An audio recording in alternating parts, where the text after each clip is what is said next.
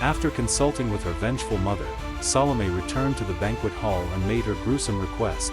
The head of John the Baptist presented to her on a platter. John the Baptist, fearing no earthly power, journeyed to the opulent palace of Herod Antipas. He stood boldly in the magnificent marble throne room before the king himself. With Herodias, the king's unlawfully wedded wife, seated beside him, John pointed a firm, accusatory finger. He publicly condemned their marriage as a violation of sacred law, a brazen act of sin and corruption. His powerful words of judgment cut through the placid, decadent atmosphere of the court, creating a tension that would not be forgotten. Enraged by the public rebuke, King Herod sent his guards to seize John.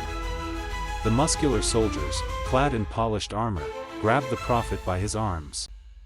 They forcefully dragged him out of the splendid palace, through the dusty streets, and into the cold, oppressive dungeon of the fortress Machaerus. The heavy, iron-banded wooden door slammed shut with a final, echoing thud, locking him away.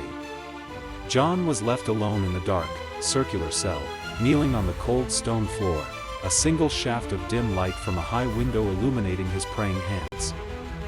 During a lavish birthday banquet held in his great hall, Herod was reclining with his officials and guests. Herodias' daughter, Salome, came in and performed a dance for them, which greatly pleased the drunken king. In a grand, foolish gesture fueled by wine and pride, Herod called the girl to him.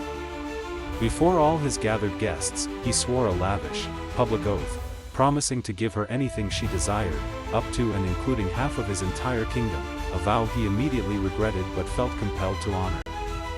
After consulting with her vengeful mother, Salome returned to the banquet hall and made her gruesome request.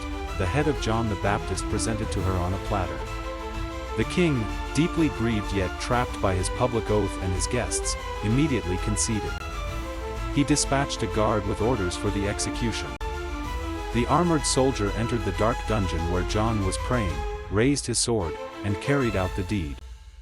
The guard returned, presenting the severed head on a large silver platter to Salome, who accepted it with cold, emotionless detachment.